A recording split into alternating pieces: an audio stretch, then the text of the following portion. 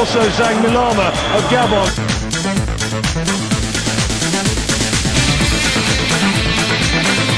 Pierre-Emerick Aubameyang, la frappe et ça.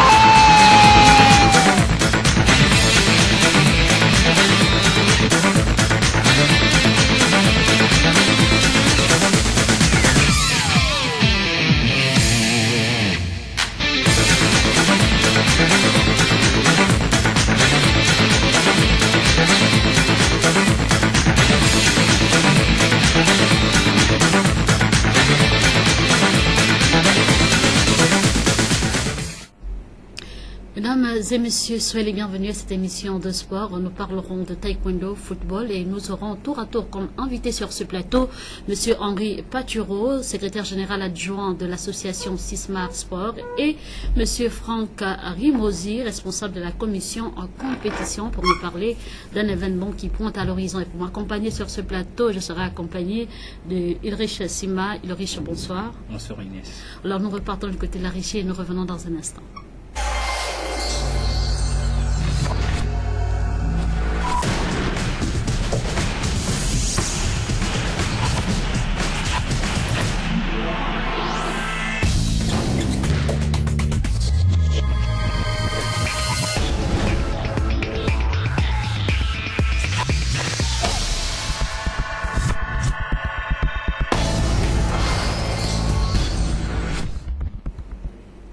Denis Mbumba, en sa qualité de président de la Ligue de l'Est hier, en taekwondo, a dressé le bilan de la saison écoulée. Il est au micro de Yasser Nicolandon. L'heure est désormais au bilan sportif dans les différentes ligues et associations sportives nationales. C'est à cet effet que le président de la Ligue provinciale de taekwondo de l'Estuaire s'est prêté à nos micros. Objectif, décliner en quelques mots le rendu de la saison 2017-2018. La saison 2017-2018 a été riche sur le plan des compétitions parce que nous avons démarré avec la coupe d'ouverture depuis le 5 novembre et à cela nous avons enchaîné avec le championnat de l'Estuaire, un championnat qui doit normalement prendre fin à la fin du mois de juillet. Et parmi ces championnats, nous avons eu des coupes qui sont passées. Du côté du bureau exécutif de la dite ligue, le bilan est plus ou moins satisfaisant. Une satisfaction qui réjouit l'ensemble des membres de cette institution. Les perspectives de la saison sportive qui pointent à l'horizon sont désormais tracées avec plus d'ambition. Notre souhait, c'est que la saison prochaine, nous puissions faire mieux que cette saison. Parce qu'à chaque fois, nous voulons améliorer certaines choses. On va faire déjà la fin, lorsqu'on va boucler la saison, on va voir avec mon bureau ce qui a marché, ce qui n'a pas marché, pour que la saison prochaine, nous puissions rectifier le tir et que tout se passe bien et que ce soit mieux. En concluant ces propos, Denis Mbumba salue les efforts fournis par l'ensemble de la famille du taekwondo, tout en souhaitant le meilleur pour la saison prochaine. Alors, Ulrich, est-ce qu'on devrait se baser sur 3 compétitions pour avoir un bilan satisfaisant quand on sait qu'au niveau de la Ligue de l'Est hier, en termes de taekwondo, il y avait d'abord ce litige qui régnait entre les deux présidents, donc le président de Lamar et le président Denis Mbumba, qui a quand même bouffé un peu plus de temps par rapport à l'organisation des compétitions avec le nouveau président Denis Mbumba? 3 compétitions, je dirais, je peux dire oui, on peut parler de bilan, mais moi je sais tout simplement qu'au niveau de la Ligue, il y a encore des problèmes, puisque du moment où la Ligue organisait des compétitions, il y a aussi une autre ligue qui se dit crédible, qui organisait le même jour une compétition. Donc moi je pense qu'il y a tellement de problèmes au sein des ligues et fédérations et le président de la ligue ne doit pas parler d'être satisfait du bilan annuel, bilan saisonnier, puisqu'il a pris, je sais pas, il a pris les rênes de la ligue, ça fait pas longtemps. Donc on attend tout simplement la prochaine saison pour juger le président actuel. D'accord, donc Le 5 novembre, c'était la première compétition. Nous avons également eu l'organisation du championnat, sans oublier les coupes, pour rassurer ici notre journaliste maison qui suit pas à pas le dossier de Denis Mbumba. Et c'est pour dire également qu'au regard de ces compétitions-là, nous attendons plus de résultats. Et pourquoi dire déjà que le résultat est satisfaisant quand on sait que les objectifs qui se sont assignés dès la prise de fonction n'étaient pas celles-là, si on peut dire ainsi? C'est surtout ce que je voulais entendre de la bouche du président de la Ligue, c'est-à-dire étaler d'abord des objectifs assignés par la Ligue et être après satisfait. Il n'a pas parlé des objectifs, parler du bilan sans parler des objectifs. Moi, je suis vraiment contre le président de la Ligue, mais tout simplement, cette ligue doit chercher à sortir de la situation dont nous connaissions tous, c'est-à-dire le taekwondo au niveau de la ligue de l'estuaire est divisé. Ça, tout le monde le sait. D'accord, nous allons rester dans la discipline du taekwondo pour parler cette fois-ci de la préparation de la compétition en l'honneur de feu maître Mouiti Nzamba. C'était l'occasion également pour l'association en pâte de mettre les petits plats dans les grands pour préparer également ses athlètes à cette compétition à venir. Les précisions, c'est avec Yasser Nicolandon. En prélude à l'organisation de la compétition de feu maître Nzamba, anciens et cadres du taekwondo en collaboration avec l'association en pâte se sont réunis depuis quelques jours afin de peaufiner leurs armes, dans l'optique de mieux démarrer les activités ce dimanche 8 juillet. Le sentiment à notre maître est lourd, mais il en a formé beaucoup. Et il a formé des grands maîtres qui sont à la hauteur. Comme vous voyez ce soir, la majorité sont passés sous la tutelle du grand maître Nzamba, comme le travail que vous êtes en train de voir. Puis les compétitions, comme a dit déjà le président, nous allons commencer par incliner à Tom Nzamba le vendredi. Et le samedi c'est la pesée, et le dimanche 8 au gymnase du Les questions ici, on a vu ce dimanche, vous êtes au courant, la première Nzamba,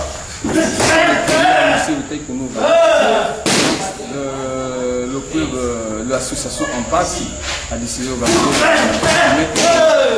Et étant donné que dans cette association sont beaucoup de maîtres, donc beaucoup se sont illustrés pour pouvoir participer à cette compétition en tant que vétérans. Alors donc nous à ce niveau, dans le club, nous sortons tous de nous, parce que alors on a décidé de honorer nos maîtres. La présence de tous était donc une façon de démontrer le lien fort qu'ils avaient avec ce grand maître qu'il nous a laissé. Le comité de normalisation de la Fédération gabonaise de taekwondo était tout de même représenté à cette séance de mise en jambe. Pour moi ici, il a invité tous les anciens, tous ceux qui ont connu le grand maître. Je pense que aucun ancien, je dis aucun ancien, ne peut dire qu'il n'a pas subi un entraînement, du moins des enseignements de ce grand maître. Donc c'est pour moi un honneur ici de faire un appel à tous les anciens, à Blonno Querelle, venons tous dimanche 8, rendre hommage au grand maître Nzamba Mouiti. À travers cet appel, les acteurs présents à cette séance d'entraînement souhaitent que la grande famille du taekwondo enterre la hache de guerre pour l'honneur de la discipline et envers leur aîné, maître Nzamba. Suite à l'organisation de la 6e édition de cette compétition, le président de la Ligue provinciale de l'Est-UR s'est exprimé en quelques mots pour dénoncer ici, sinon démontrer l'intérêt de cette compétition. Il est au micro de Yasser Nicolandon. La Ligue cache un intérêt particulier à ces compétitions parce que le grand maître Nzamba, il fait partie des piliers, des anciens de cette discipline, sont un peu qui ont mis en place, qui ont vulgarisé cette discipline coréenne lorsqu'elle discipline arrive au Gabon. Donc la Ligue ne fait qu'accompagner l'association nationale Panthère pour l'organisation de cette discipline, cette compétition. Voilà pourquoi la Ligue est partie prenante et nous sommes dans le comité d'organisation pour que cette compétition se passe bien et qu'elle soit belle pour tout le monde. Les taekwondoïstes, via l'association en pâte, ont rendu un grand hommage au feu maître Mouiti Nzamba avant le lancement de la compétition. Alors, est-ce qu'on peut dire ici que ce serait l'occasion également d'honorer cet homme qui a su marquer d'une empreinte indélébile son passage sur terre et surtout dans la pratique de cette discipline? pour le taekwondo, Maître Nzamba, c'est quelqu'un qui a fait naître le taekwondo au Gabon. La plupart des grands maîtres du taekwondo sont sortis de son école. Donc c'était une occasion pour tous les pratiquants de cet art de se réunir et de réfléchir et d'outrepasser aussi toutes les querelles qu'il y ait au sein de cette discipline. C'est une discipline, Inès, qui souffre tellement de divisions. Donc c'était une occasion pour tout ce monde de se réunir pour rendre un hommage mérité à cet homme. Un hommage mérité à cet illustre disparu qui n'a pas dérogé également à la règle, comme le rapporte ici notre envoyé spécial de ce côté. La tradition fut respectée ce samedi 7 juillet au cimetière de Lalala. L'ensemble des taekwondoïstes via l'association Ampat ont rendu un grand hommage au feu grand maître Mouiti Nzamba à la veille du lancement de la 6e édition de la compétition du disparu. C'est donc en tenue traditionnelle de la pratique de cet art martial que les disciples du feu maître Nzamba se sont inclinés devant son sépulcre.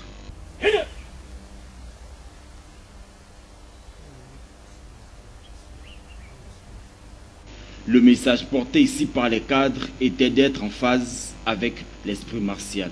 Nous sommes arrivés avec les frères ce matin pour te rendre un hommage, car maître, demain nous avons la compétition, votre compétition. Nous voulons tout simplement que vous soyez avec nous comme vous l'avez toujours été. Que cette compétition se passe dans l'harmonie, dans la simplicité, dans l'ambiance, dans l'esprit du dos. Et que cette compétition se fasse comme toutes les autres, sans incident. Nous venons encore vous remercier pour cette sagesse, pour cette simplicité, pour ce courage, pour cette force que vous avez toujours donnée. Car vous avez dit, nous sommes ensemble mais différents. Ensemble et différents, pourquoi ensemble? Parce que nous formons une famille différente par rapport aux actes que nous posons dans les enseignements que vous avez toujours donnés. Donc je suis ici avec tous les frères que vous reconnaissez. Ceux qui n'ont pas pu venir par empêchement de leur activité professionnelle ou familiale, ils sont toujours avec vous. Yamed Nzamba, venez à notre secours, comme l'a dit si bien notre petit frère. Ce que vous avez laissé est déchiré. Rentrez dans nos cœurs. Faites en sorte qu'il y ait l'entendre entre nous, les fils, les amis de Panthère. Rentre dans nos cœurs. Aidez-nous à s'entendre. Yamed Nzamba Mouiti Noël. Yamed Nzamba Noël. Venez à notre secours. Fin du cérémonial au cimetière, l'heure était désormais aux différents clubs en lice de passer à la balance. Une étape qui a mis fin à cette journée riche en émotions.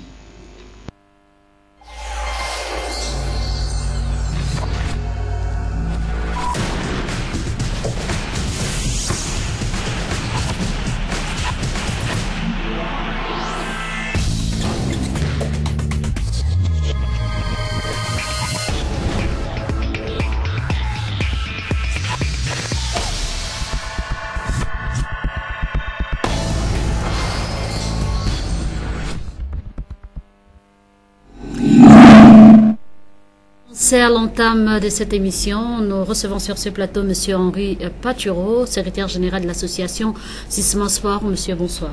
Bonsoir. Alors, c'est un plaisir pour nous de vous recevoir sur ce plateau. Le plaisir est partagé. Alors, parlez-nous un peu de votre association. Depuis combien de temps est-ce qu'elle existe? L'association Sisma Sport existe depuis moins d'1 an. Je m'explique. La société Sisma Sport a été créée en 2014, mais au vu de quelques difficultés qu'on a eues,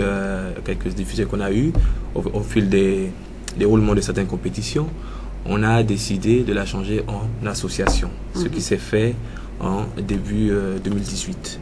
Donc c'est une très jeune structure qui est dotée de jeunes collaborateurs. Alors, vous œuvrez dans quel domaine exactement? Vous parlez du sport, est-ce que c'est plusieurs disciplines ou vous avez une discipline spécifique?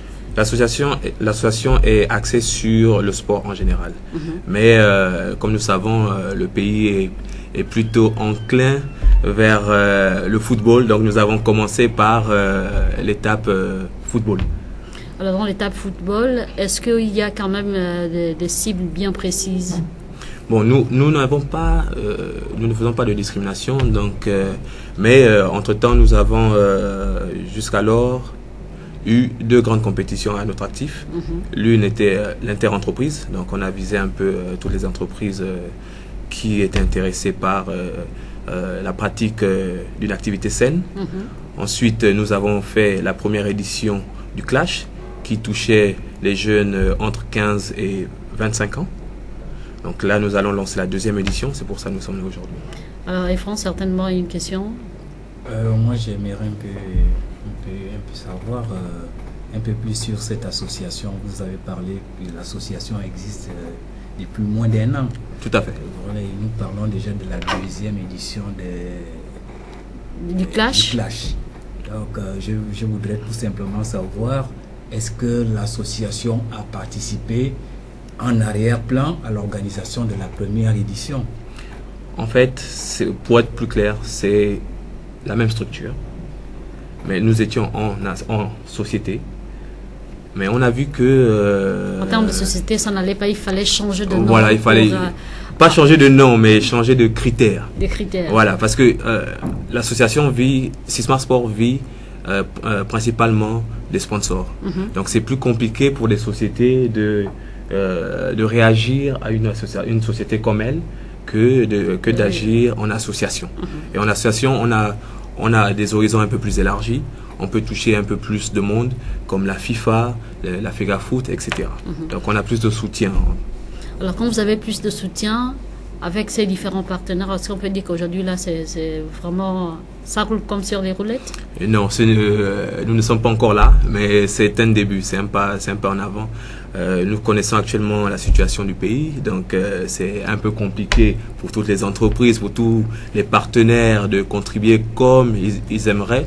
Mais il y a quelque chose déjà que l'on peut voir. On voit des efforts un peu de tout un chacun pour que cette compétition soit mise en place. Alors vous, oui, Ulrich? Nous espérons tout simplement que peut-être au courant de l'année ou l'année prochaine, l'association puisse aussi organiser une compétition, peut-être en basketball ou en hand, parce que c'est aussi ça. Essayer d'élargir un peu. Oui, nous, comme je dis tantôt, nous sommes dans le sport en général. Mais là, nous avons focalisé notre énergie sur le football parce que c'est le sport le plus commun au pays. Mais nous avons déjà des projets d'étendre justement notre panier, on va dire, pour que d'autres associations, d'autres sports soient inclus à notre projet. Nous avons notamment prévu un tournoi de basketball et j'ai vu certaines personnes, justement, vous avez parlé tout à l'heure de taekwondo. Donc je suis rentré en contact avec certaines personnes. On verra comment ça peut se dérouler dans ce sens. Mais en dehors même de cet aspect sportif-là, nous avons aussi un volet social. Donc nous voulons toujours jumeler ces deux étapes-là, le sportif et le social. Parce qu'on se dit quand même que c'est vrai, le sport est là, c'est important pour distraire en même temps la jeunesse, mais qu'est-ce qui découle de cela? Alors, par rapport au domaine du social, quelles sont les actions menées par votre association Sismar Sport? Donc déjà pour la première édition, nous avions entrepris des mouvements d'assainissement des arrondissements. Nous avons eu des journées dites solidaires. Donc nous sommes allés dans divers arrondissements accompagnés de certains agents des mairies qui sont nos premiers partenaires. Nous sommes allés dans certains quartiers, nous avons fait des nettoyages de caniveaux, etc. etc. Donc cette année, nous n'allons pas dans cette optique-là, on a un peu changé, on fera plus contact direct avec les associations de jeunes handicapés et des gens qui ont des enfants, des jeunes qui ont certains soucis. On essaie de voir comment on peut les approcher et assister. D'accord. Alors, si vous avez un message particulier à l'endroit de vos téléspectateurs par rapport à votre association Sismar Sport, quel sera le vôtre? Tout ce que je peux demander aujourd'hui, c'est de nous soutenir massivement. en venant au stade et regarder le match de nos petits frères, parce que c'est un tournoi pour les jeunes, c'est un tournoi pour la jeunesse. Cette année, ça va de la tranche d'âge de 15 à 20 ans. Donc venez les soutenir, et nous espérons aussi la participation des structures nationales comme la FEGAFOOT et le ministère des Sports, pour que ces jeunes puissent être suivis et pourquoi pas entrer dans des clubs, etc. D'accord. Moi, j'ai une dernière question pour Henri. Vous venez de parler tout à l'heure de... Vous avez d'ailleurs interpellé la Fédération gabonaise de football. Ces jeunes-là et ces jeunes talents qui vont être dénichés tout au long de la compétition, est-ce qu'il y a un programme de suivi qui est mis en place par l'association? Puisque, vous parlez en même temps du social, nous savions que dans les bas quartiers, il y a tellement de talents qui sont cachés et des jeunes qui ont besoin du soutien pour se faire connaître. Est-ce qu'il y a un soutien? Oui. L'an dernier, je parle brièvement du bilan, nous avons eu quelques joueurs qui ont justement pu être recrutés dans certains clubs locaux. La difficulté avec les clubs internationaux, c'est qu'ils ne peuvent pas directement récupérer un joueur à partir d'un tournoi. Ils doivent être dans un club, surtout de première division. Et donc cette année, on a vu certains clubs, donc nous sommes entrés en protocole d'accord avec certains clubs qui justement enverront quelques recruteurs, quelques personnes, quelques agents, regarder ces jeunes-là en action. Et nous derrière, on va s'assurer qu'il y ait un suivi convenable justement de ces jeunes. Parce que ce tournoi, c'est pour la détection des jeunes. C'est vraiment pour la détection de nos jeunes talents qui sont cachés dans nos arrondissements, dans nos quartiers. D'accord. Merci, Monsieur Henri Patureau, d'être passé. Vous êtes le secrétaire général adjoint de l'association Sismar Sport. Vous êtes venu nous parler ici de votre association, le bien fondé de l'association, ses actions menées sur le terrain avec l'organisation de la compétition qui pointe à l'horizon. D'un moment à l'autre, vous allez céder la place à Monsieur Franck Rimosi. Mais avant, nous vous proposons de suivre cet élément du tournoi inter-arrondissement de football dénommé le Clash dans sa deuxième édition qui débutera le 18 juillet prochain au stade Nsengayong. C'est 16 équipes pour 4 poules. Les précisions avec Ephraim Bioguezo. 16 équipes des communes suivantes, Libreville, Akanda et Ovendo, sont invitées à prendre part à la seconde édition du tournoi de football inter-arrondissement dénommé le Clash, contrairement à l'édition précédente où la moyenne d'âge des athlètes tournait entre 15 et 25 ans. Pour cette édition, seuls les participants dont l'âge varie entre 15 et 20 ans seront admis sur les aires de jeu que sont le stade d'Nzengayong, l'INJS et les installations annexes du stade de l'amitié sino-gabonaise. Pour ce qui est des récompenses, le vainqueur empochera une coquette somme d'1 million de francs CFA, le second et le troisième respectivement 500 et 250 000 francs CFA, avec bien évidemment les distinctions individuelles, à l'exemple de l'homme du match. Nous le préparons plutôt bien. On a un dispositif qui, je l'espère, sera optimal pour cette nouvelle édition. On a eu la première édition, on a forcément eu des retours, donc on va essayer d'améliorer ça et d'aller de l'avant, mais surtout mettre en avant ces jeunes joueurs, ces jeunes amateurs de football, ces passionnés du football. Donc l'idée est là. Il faut essayer de faire une petite détection, essayer de mettre ces jeunes-là en avant, les mettre en lumière pour que, pourquoi pas, ils puissent intégrer des clubs nationaux et peut-être plus tard, à une échelle plus grande, des équipes, l'équipe nationale ou des clubs à l'étranger. Les 16 formations alignées connaissent déjà leurs adversaires.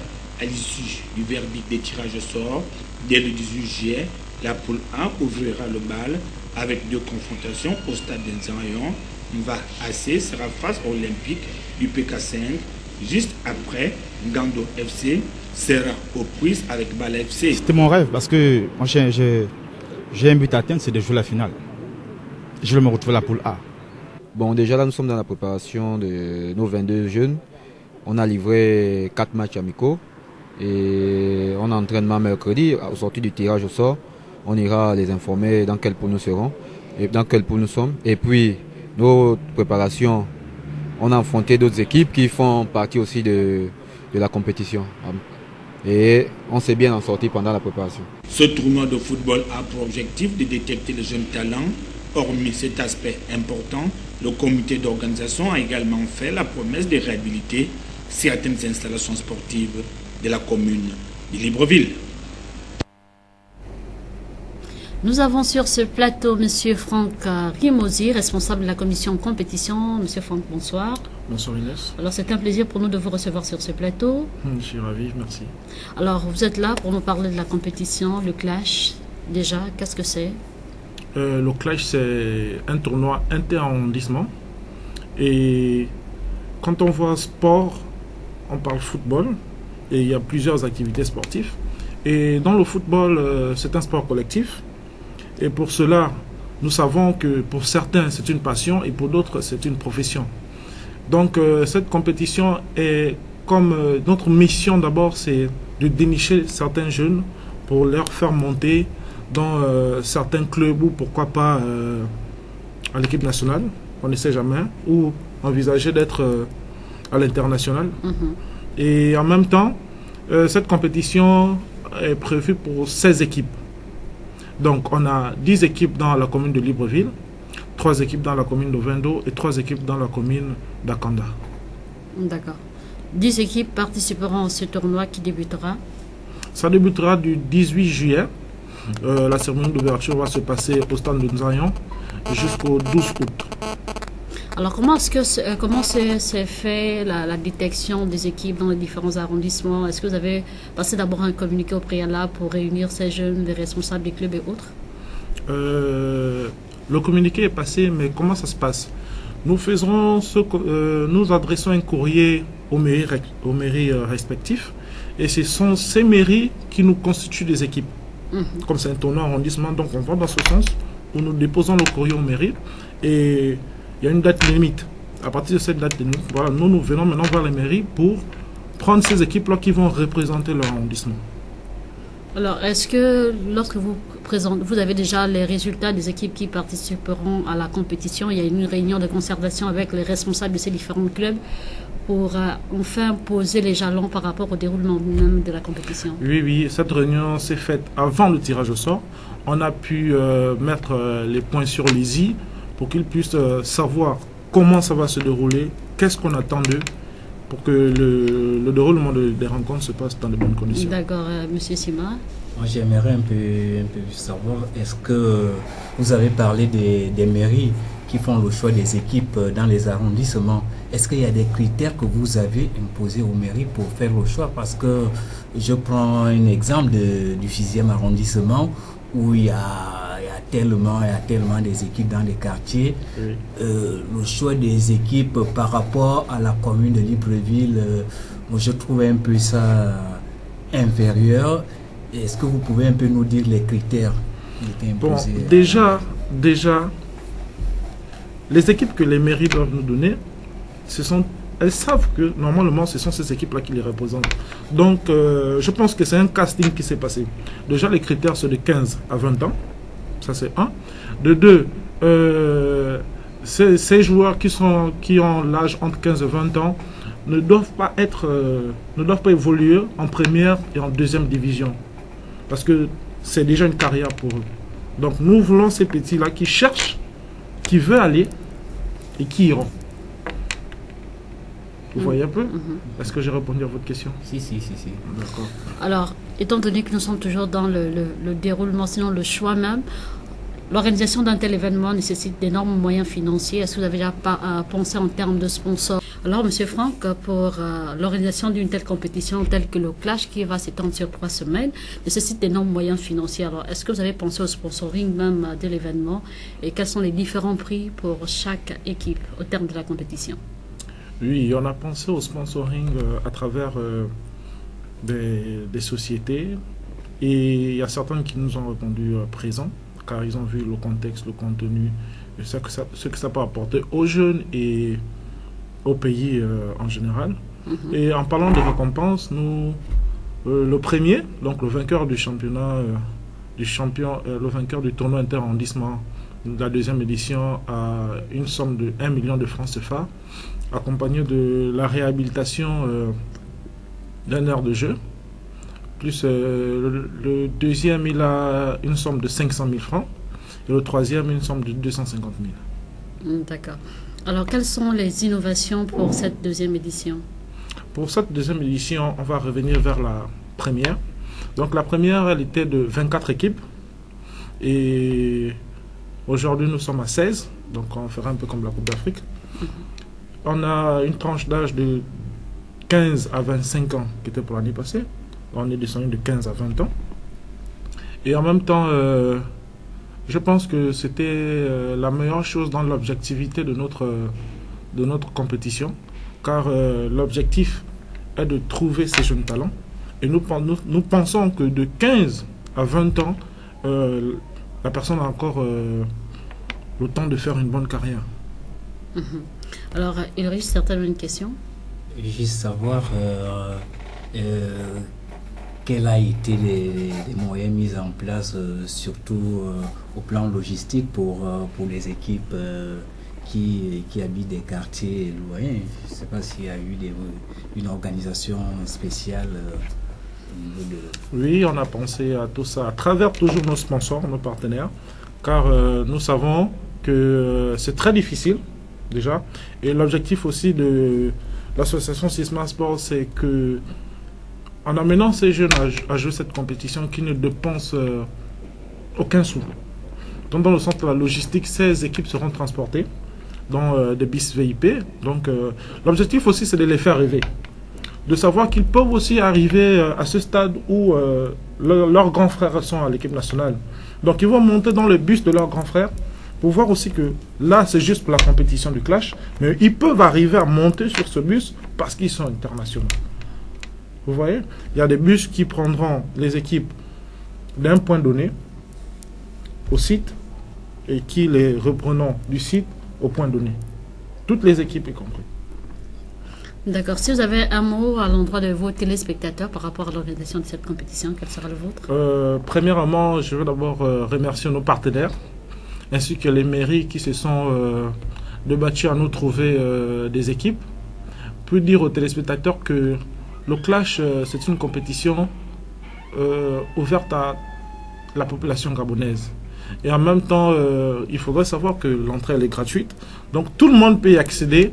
Venez supporter vos équipes, venez supporter vos arrondissements, venez supporter vos frères et vos sœurs. Et bonne chance à toutes les équipes qui se sont faites inscrire. Alors vous restez avec nous et nous poursuivons cette émission pour parler cette fois-ci de la rencontre entre le ministre d'État chargé du sport, Alain-Claude Bilibézé, et les journalistes sportifs ainsi que les associations qui œuvrent dans le développement du sport dans notre pays. Le reportage est signé Ulrich Simeila. Le ministre des Sports Alain-Claude Bilibézé, accompagné de son ministre délégué Laetitia Diwekou, ont eu une séance de travail avec des journalistes sportifs de plusieurs médias de la place et des associations des journalistes sportifs. Le Palais des Sports a servi de cadre à ce grand rendez-vous sollicité par le ministre afin d'obtenir de ses professionnels les démarches à suivre pour la nouvelle politique sportive prônée par le nouveau ministre en charge des sports. Après les réunions avec les fédérations sportives, il fallait absolument rencontrer la presse sportive. D'abord pour lui indiquer le sens de la démarche qui est la nôtre. Nous avons reçu du chef de l'État et du Premier ministre une feuille de route qui est très claire, faire en sorte que le sport gabonais renoue avec la fête de route. Et pour cela, il faut travailler avec les acteurs du sport. Nous pensons que la presse spécialisée, qui est la presse sportive, est un partenaire, c'est un acteur dans ce domaine qui va demain nous aider à mettre la visibilité sur les sportifs, mais aussi à pointer les dysfonctionnements. Parce qu'il faut reconnaître qu'il y a un certain nombre de dysfonctionnements et nous allons travailler à élaguer ce qui doit être élagué et à renforcer ce qui doit l'être. Ce qui est essentiel, c'est de retenir que notre démarche est inclusive. Nous ne venons pas avec des préjugés, ni avec des a priori. Nous trouvons des acteurs du sport et nous essayons de faire en sorte qu'avec des acteurs, on atteigne des objectifs. Un sentiment de satisfaction pour les présidents des associations qui ont salué les méthodes de travail engagées par les deux ministres depuis leur arrivée à la tête du ministère. Nous attendons du ministère de la Jeunesse et des Sports de nous accompagner dans le projet, de nous accompagner pour l'indépendance du journaliste sportif, pour permettre au journaliste sportif d'être libre dans son écriture, d'être libre dans son commentaire, dans ses analyses. Raison pour laquelle nous félicitons le ministre pour cette rencontre ce matin. Une rencontre qui va également permettre, qui nous a permis de dire au ministre ce que nous pensons du comportement ou encore de la gestion des fédérations. Le ministre a évoqué un certain nombre de choses, exactement les mêmes choses que nous reprochons également aux fédérations.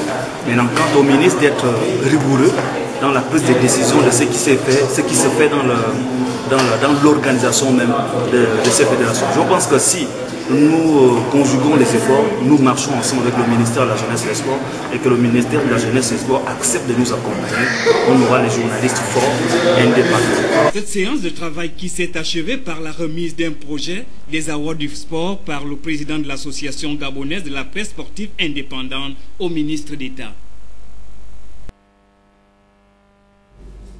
Après, le tour est revenu à l'association Panternote d'être reçu en audience par le ministre des Sports Alain-Claude Bilibizé, occasion pour cette association de présenter également ses difficultés.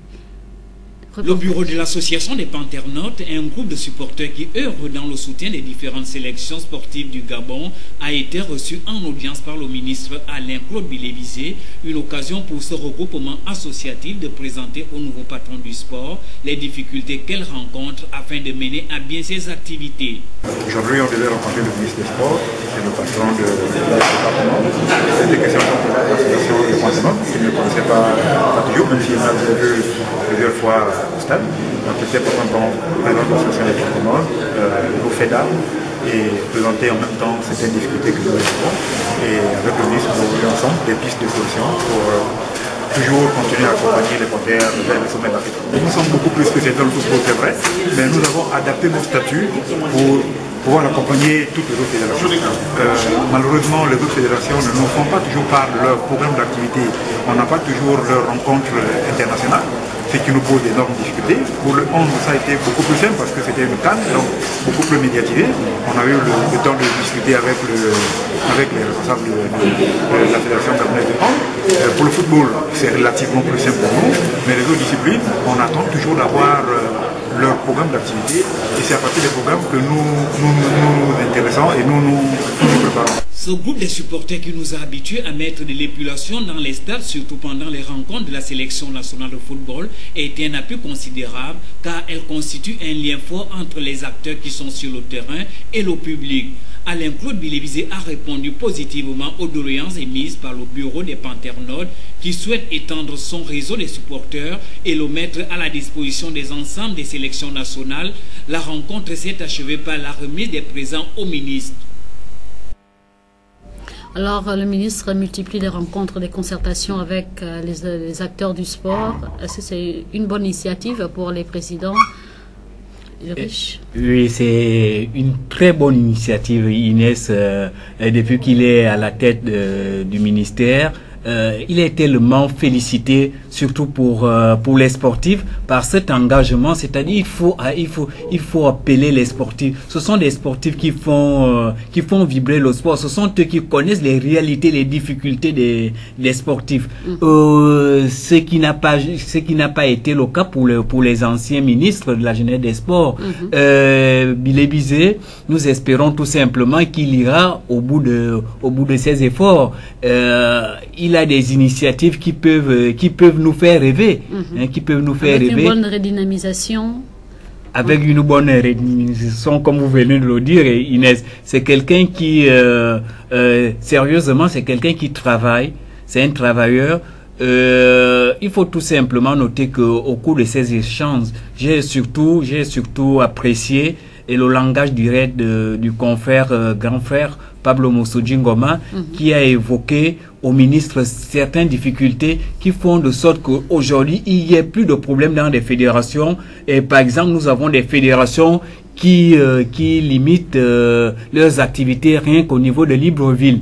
Alors que lorsqu'on parle de fédération, la politique de la fédération doit être axée surtout au niveau de la formation et de la promotion du sport. Le sport ne se limite pas qu'au niveau de la capitale ou au niveau de la capitale économique. Dans l'arrière-pays, il y a tellement de talents. Donc, le confrère et l'ancien Pablo Mossoudji Ngoma a surtout interpellé le ministre à pousser les fédérations à aller à l'intérieur du pays, détecter des talents, faire des formations à l'intérieur. Et c'est ce qui fera grandir notre sport. Et c'est cela qui fera de ce qu'on puisse avoir des talents. Il a en même temps parlé de l'Oxu, des Jeux de l'Oxu, donner plus de moyens pour ces jeux-là qui ont fait sortir des grands talents à l'époque. Nous espérons tout simplement que le ministre, qui est un homme très actif, va tout simplement mettre en place les mécanismes qui feront du sport gabonais un noyau fort au niveau international. Alors, est-ce que le ministre a également évoqué la place du journaliste sportif indépendant, sinon de la presse privée, lors de ces rencontres-là? Inès, l'idée est là, vous-même vous l'avez constaté, comme moi. Si le journaliste sportif n'était pas important, je pense que cette rencontre n'allait pas avoir lieu. Si on a été convoqué par le ministre, c'est-à-dire que le journaliste a une oreille avertie, le journaliste a peut-être une vision plus claire que ceux-là qui dirigent les fédérations et les ligues. Je pense que le journaliste, pour le ministre, est un homme important pour la réussite et le développement du sport dans un pays. C'est d'ailleurs ce qu'il a dit au cours de la rencontre, Inès. D'accord. Merci pour toutes ces précisions. Nous allons parler cette fois-ci de l'association pour la promotion du Maracana et d'autres disciplines associées qui ont organisé récemment un tournoi à l'honneur des hommes en commémoration de la fête des pères en différé. Les précisions dans ce reportage. À l'occasion de la fête des pères, l'association pour la promotion du Maracana et des disciplines associées a organisé un mini-tournoi sur le plateau sportif du stade Nzayon pour célébrer en différé cette fête qui ne connaît pas un grand engouement dans notre pays. Plusieurs équipes étaient convoquées à ce rendez-vous. Seules 2 ont pu répondre présentes. Il s'agit de l'équipe de la sécurité pénitentiaire en jaune et celle des Pro-Foot en rouge. Ces 2 formations ont livré un match en aller-retour. La première manche fut remportée par l'équipe des Pro-Foot, qui est également sorti vainqueur du tournoi après avoir remporté le match retour au tir au but après un score vierge dans le temps réglementaire. Dans le respect du règlement du Maracana qui impose impérativement une victoire pour la rencontre. Une note de satisfaction pour les différents acteurs qui trouvent toujours leur plaisir dans cette discipline qui fait son bout de chemin au Gabon. À la base, on vient d'abord transpirer et après on découvre une discipline qui a d'autres règles de jeu. Donc après, c'est toujours une satisfaction. Bon, disons que le niveau quand même il était intéressant, il était, bon, on va pas dire très haut, mais il était intéressant parce que c'est des anciens joueurs, des anciens internationaux qui ont joué. Donc après il fallait tenir le bon bout jusqu'à la fin. Ça n'a pas été facile, mais bon, ça va. Nous avons eu un peu de difficulté à nous adapter au début du match, mais avec le temps on s'est amélioré. J'espère que la prochaine fois on aura le mieux l'état d'esprit. Une bonne état d'esprit.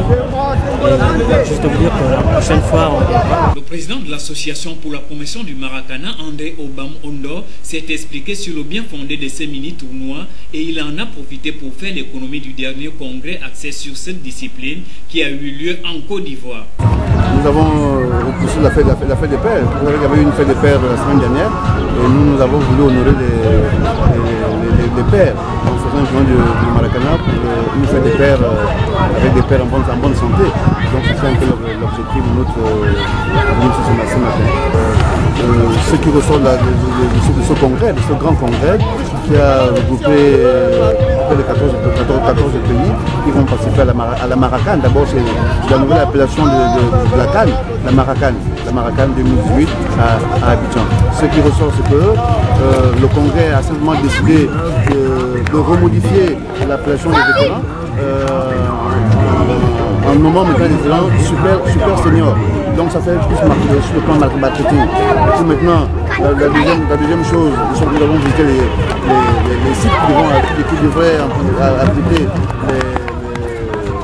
les compétitions, les hôtels également. Et nous avons visité aussi le village de sport qui avait abrité les Jeux africains à Abidjan. Donc voilà un peu ce qui ressort du congrès sur les préparatifs de la Cannes. Ce rendez-vous a permis en même temps au bureau de l'association du Maracana de communiquer sur le championnat de l'Est hier et la remise des récompenses aux 2 équipes a marqué la fin de cet événement.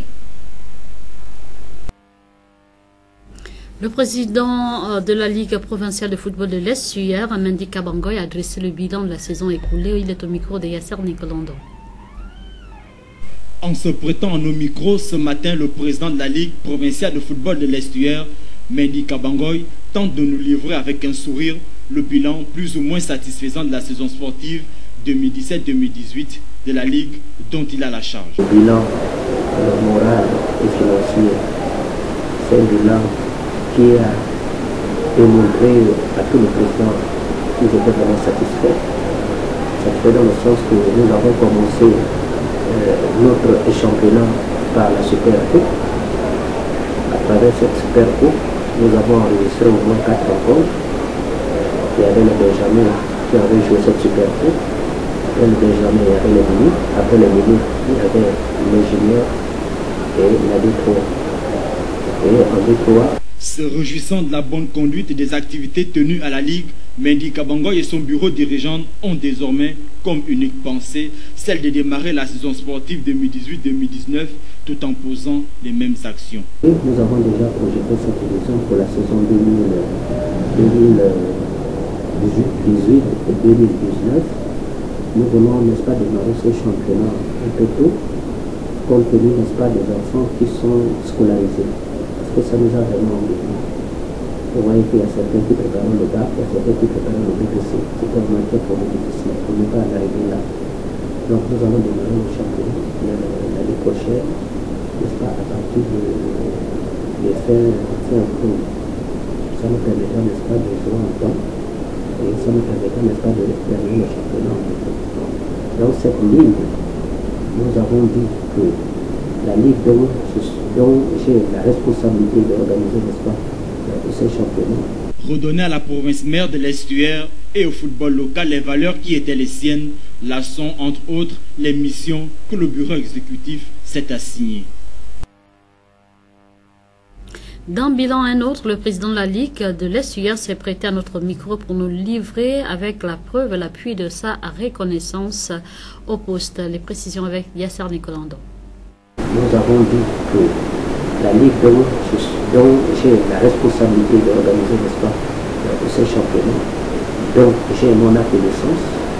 Et qui veut dire l'acte de naissance, c'est-à-dire que j'ai le procès verbal qui sanctionne sur le contrat de la Ligue de football de l'Estuaire, délivré par la direction provinciale, qui est une chambre, qui est la petite chambre, n'est-ce pas, du ministère des Sports. Donc, ce billet me permet, n'est-ce pas, d'organiser en toute sécurité, n'est-ce pas, mon championnat. Donc, je tiens à rappeler à tous les présidents de club qui n'ont pas peut-être, qui ont hésité de participer à ce championnat, n'est-ce pas, de venir s'inscrire à partir, n'est-ce pas, du mois d'octobre, afin que nous puissions, n'est-ce pas, jouer ce championnat, pour commencer à démarrer ce championnat dans les délais précis. Voici une fois de plus un bicéphalisme qui ne dit pas son nom au sein de la Ligue provinciale de football de l'Estuaire. Ici, M. Mendy Kabangoy, reconnu président de la Ligue au niveau de la direction provinciale, tandis que M. Ahmed Mombo, lui, il est reconnu même au niveau de la LINAF. Oh Inès, comme tu viens de le dire, on ne cessera de parler de ces différentes divisions au sein du sport gabonais. Ce qui est un peu très désolant, c'est voir M. Mendy jusqu'aujourd'hui s'entêter. Moi, je pense que le football dans un pays est dirigé par la fédération qui est le maillon fort du football chez nous. La fédération a reconnu une ligue, à la ligue de M. Ahmed Mombo. Moi, je n'arrive pas à comprendre pourquoi M. Mendy, jusqu'aujourd'hui, garde toujours sa position. Et moi, je pense que c'est une posture qui met en difficulté certaines formations, certaines équipes qui malheureusement ont suivi le championnat organisé par la ligue de M. Mendy. La question que je me pose, que feront toutes ces équipes-là la saison prochaine pour jouer la montée en Super D2? C'est la question. Si ces équipes-là qui ont mis des moyens tout au long de la saison pour jouer la compétition, moi je me pose vraiment cette question. Est-ce que ces présidents des clubs qui se sont engagés, peut-être qui ont eu des garanties de M. Mendy en disant la saison prochaine, vous allez jouer la montée en première division, quelle sera la réponse de M. Mendy? Là, ça vaut son pesant d'or. Nous attendons également M. Mendy ici sur ce plateau comme invité pour édifier également ces présidents des clubs qui ont participé à son championnat. Ce sera vraiment un grand plaisir, Inès. D'accord. Alors, nous sommes arrivés au terme de l'émission. Merci à David Mitola qui a assuré la réalisation de l'autre côté de la régie. Merci également à Fleury Asseondo. Merci à vous qui nous avez suivis. On se donne rendez-vous très prochainement. D'ici là, portez-vous bien et bonne suite de programme sur TVS, la télévision qui voit toujours plus loin.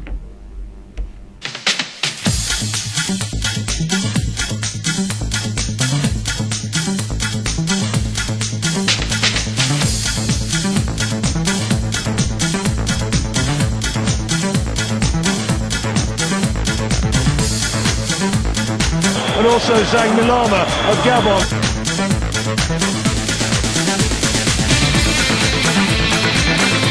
Pierre-Emerick Aubameyang, la frappe! Et ça